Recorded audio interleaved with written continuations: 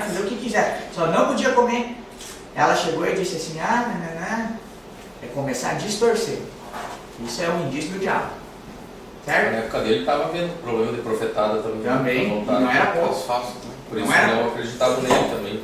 Exatamente. Eles tinham os falsos profetas dentro do reinado. Eles tinham, o rei confiava nos falsos profetas e não confiava no profeta de Deus.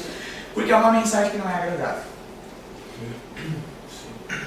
Geralmente não é aquela mensagem que vai confortar teu ego, vai chegar, vai te dar uma paulada mesmo, tu vai ter que escutar e ver o que precisa ser corrigido, e não é uma coisa gostosa, tá? Muitas vezes, certo? Tanto que lá em Tiago é falado sobre a questão dos falsos profetas. Às vezes a gente tem dó desse tipo, das pessoas que procuram algumas profecias, inclusive igrejas que falam sobre um falso evangelho. A gente tem dó dessas pessoas, mas as pessoas estão sendo enganadas, viu? Elas só estão buscando aquilo que agrada aos seus ouvidos. Não é questão de dó. Tu apresenta a verdade, não quer. A pessoa está buscando aquilo que agrada ao seu ouvido. Está tão errada quanto o pregador que está pregando que é errado. Feito! Terminamos esse bloco. Vocês querem uma pausinha? Ou vamos seguir para o segundo? Como é que fica? Vamos seguir. Vamos seguir? Tá. Tem mais caixinha. Vai, Giovanni. Eu estou tomando um cafezinho. Agradeço. Eu aceito. Uma noite tomando. O que um coqueiros não faz, né? Eu acho que nós vamos conseguir terminar na hora. Vai dar pra... Eu vi tanta gente no mercado hoje. Mercado? Cheguei às 7 para se liberar, né? Rapaz, muito dessa aí não. Pode abrir lá na página 147 no livro de vocês. Vamos acompanhar agora até a 145, módulo 7. Vai falar sobre as lamentações do Jeremias, Ezequiel e Daniel. Aqui é uma profecia, acho que lá que Paulo usa, se eu não me engano, é Hebreus capítulo 8. Ele usa o de Jeremias, né? Escreverei as leis no coração do homem. Acho que é esse que é citado, né? Romanos 2, eu acho que tu está falando. E quando Paulo fala da lei escrita no coração do homem, ele será julgado segundo a lei que está escrita no coração. Agora o pastor Carlos está me ensinando as coisas que eu tenho que gravar o endereço. Eu gravo muito o texto e não gravo o Lamentações de Jeremias. Mas esses profetas maiores foram muito usados no Novo Testamento. Tá? Citações dele tem direto. Vai achar. Uma possível data da escrita pode ser uma das invasões babilônicas da Judá. Nós sabemos que foi mais de uma, certo? Sabiam disso? Foram pelo menos 3 vezes que a Babilônia invadiu Judá. Na primeira ela levou uma leva de gente, na segunda ela levou outra leva de gente, na segunda já foi a destruição do templo, tá? Mas ela levou umas pessoas, levou outras, foi mais de uma vez que teve povo indo de Judá para a Babilônia. Tá? Não foi só uma aí, foram mais de uma aí. Vamos gravar isso. Tá? Na primeira eles levaram todos os ricos e os poderosos, né? Na segunda eles levaram os trabalhadores, exato. Na segunda eles levaram os trabalhadores que serviriam úteis e tal. Tá? Foi mais de uma vez. Possivelmente que o livro foi escrito em uma dessas invasões.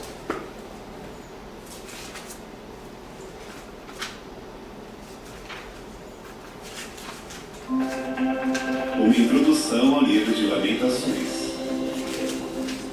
Jeremias viu com os próprios olhos os babilônios destruírem Jerusalém em 607 a.C. Pouco tempo depois, ele escreveu o livro de Lamentações.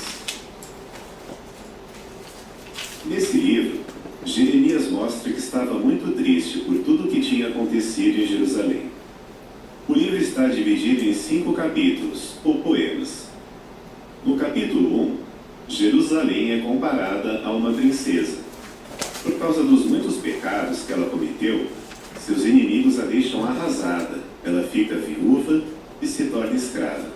O capítulo 2 de Lamentações mostra que foi o próprio Jeová que causou a destruição de Jerusalém. Todos que passavam perto de Jerusalém ficavam assustados ao ver a destruição. No capítulo 3, Jeremias compara o povo de Israel a um homem aflito. Esse homem fica implorando a Jeová que lembre dele e o ajude. Mas Jeremias mostra paciência e esperança de que Jeová ajudaria os judeus a reconstruir Jerusalém, por causa do seu amor e misericórdia. O capítulo 4 dá destaque ao templo de Jeová em Jerusalém.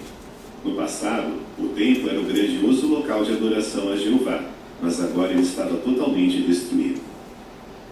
Jeremias também conta que, pouco antes de Jerusalém ser destruída, todos na cidade enfrentavam pobreza, fome e até morte. Você sabia? Os 4 primeiros capítulos de Lamentações têm um detalhe muito interessante. Cada versículo começa com uma letra diferente do alfabeto hebraico. No capítulo 5, Jeremias nos dá uma ideia de como os judeus em Jerusalém se sentiram depois de perder suas casas e se tornar escravos. Jeremias comparou esses judeus a crianças sem pai, que imploravam que Jeová acabasse com o sofrimento delas e as perdoasse. Ao ler o livro de Lamentações, veja que Jeová sempre julga os desobedientes, perdoa os que se arrependem de coração e que o reino de Deus vai acabar com o sofrimento e trazer felicidade para todos nós.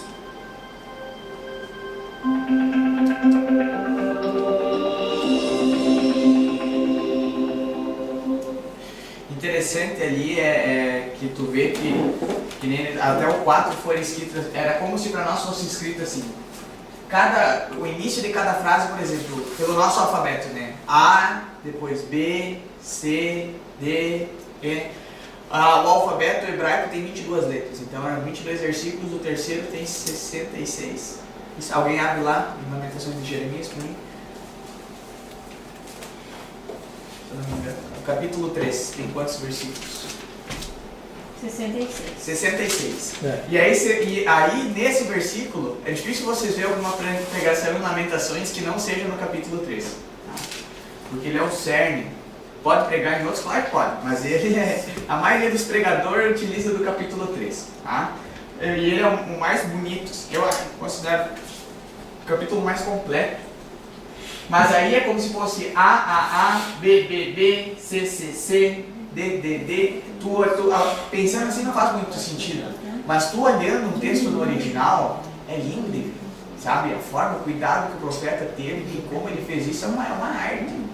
Não existe nenhuma Bíblia ainda hoje, dessas traduções que nós temos, que conseguiu reproduzir a forma do original que está escrito.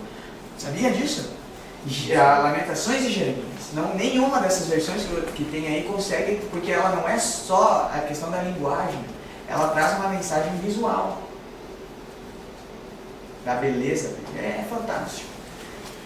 Imagina só, o cerne do orgulho. Hoje nós não temos nada assim. Hoje nós não temos, por exemplo, alguma coisa que é o orgulho, né? Mas na época, para eles, para os hebreus, o templo era a coisa mais preciosa que eles tinham. Era o simbolismo que Deus estava ali com eles. Aí imagina o profeta de Deus vendo a destruição da casa de Deus. Cara, isso é triste demais. Sim. Sabendo que ele avisou, sabendo tudo que ele falou, ele viu com os olhos o templo sendo destruído. As coisas que antes eram santas, dedicadas a Deus, agora qualquer um entrando, pegando, roubando, saqueando, derrubando parede, quebrando tudo. Imagina você líder de patrimônio, cuida bem da igreja e de repente chega alguém e taca fogo na igreja. Cara, é uma destruição assim, que para eles era tipo assim, Deus nos abandonou. Na cabeça ele deles. Ele é um sacerdote, né? Ele devia estudar fundo a palavra e via que o povo estava afastado. Mas Deus não abandonou. Quem abandonou Deus foram quem? A nação. É bom nós lembrarmos disso. Certo? Beleza. Ali no capítulo 5, no 21, já diz: converte-nos a ti, Senhor, e seremos convertidos. Renova os nossos dias como dantes. O povo está pedindo misericórdia, né? Sim. E aí é importante nós lembrar, ali foi falado que o julgamento veio de quem? De Deus, certo? Deus. Aí veio, porque ele deixou o pessoal colher aquilo que estava plantando. Certo? Sim. Ele avisou, deu tempo do pessoal ser. Aí não é maldade. Aí é uma coisa chamada justiça. certo? Ele avisou, e ele não se alegrou em fazer o que ele estava fazendo, certo? Vamos para Ezequiel. O nome desse profeta significa Deus fortalecerá. Ali está uma representação do que ele viu, certo? Ezequiel é aquele que viu o anjo com 4 faces. Já leram esses relatos? Qual eram as faces dos anjos? Águia. Uma águia, Um leão, sei. um leão, o Urso, não. O urso é a macha, né, Gabriel? não era Eu urso. ando da oficina, mas. Fizeram assistir. Eu sabia. Touro. Touro, né? Tá? E o outro era a face de um homem. A autoria de Ezequiel é fortemente aceita.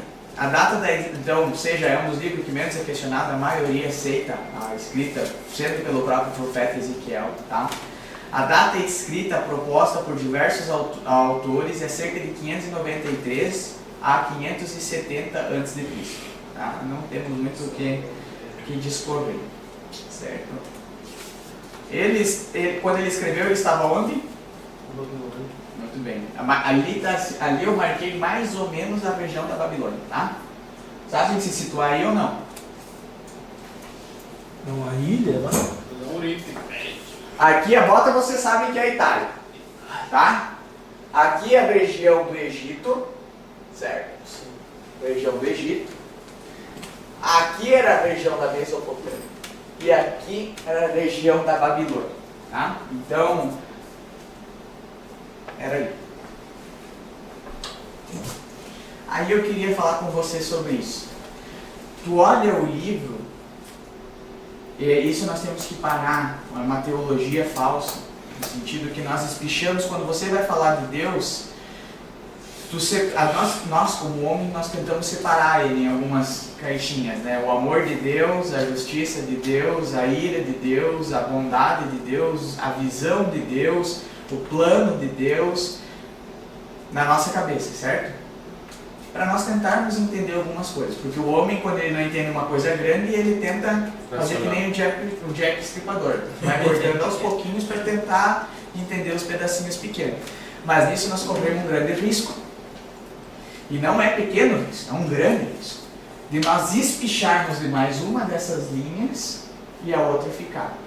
Hoje muito se fala do amor de Deus. Fantástico, lindo e tem que ser falado. Deus realmente é amor. Mas o que nós vemos nos profetas é que nós devemos espichar outra linha também, que é chamada linha da justiça. Ambas estão juntas. Não tem como tu espichar a linha do amor sem a linha da justiça vir junto. Como não tem como tu espichar somente a linha da justiça sem que o amor o acompanhe. Só que às vezes nós puxamos, e hoje que nós vivemos nessa abençoada era da graça, nós vivemos exatamente como às vezes o que se vivia lá, né? Ah, mas não acontece nada, Deus não está julgando ninguém, não dá nada, Deus é amor, misericórdia, e Deus realmente é. Mas uma hora a justiça vem. E nós sabemos certo, com toda certeza, que a justiça vai vir numa hora. E vai vir para todos.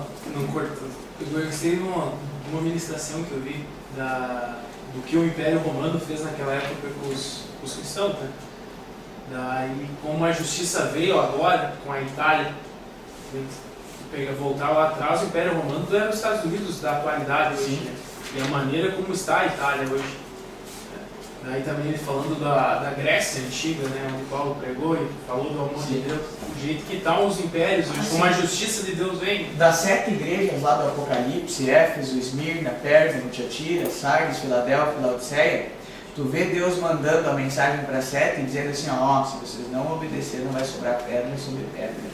E eram cidades gigantes, que realmente quando tu passa por lá não sobrou pedra. Daí tinha também a foto do templo da deusa Diana, né?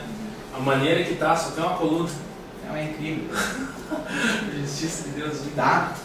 Só para nós lembrarmos, hoje nós vivemos uma teologia do amor de Deus. E que bom, é importante demais, mas nós sempre devemos levar a mensagem da justiça junto. Nós não podemos apresentar somente um pedacinho de Deus. Nós devemos apresentar Deus na sua totalidade, daquilo que nos é revelado. Nós temos essa revelação. O problema é se nós não conhecemos Deus na totalidade. Aí é um erro nosso. Certo? Amém?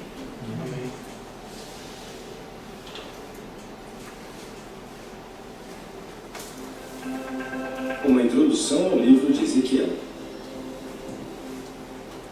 Ezequiel era filho de um sacerdote e serviu como profeta.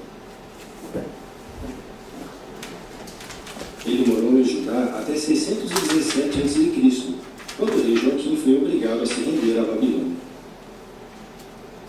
Ezequiel estava entre os judeus que foram levados para a Babilônia pelo rei Nabucodonosor.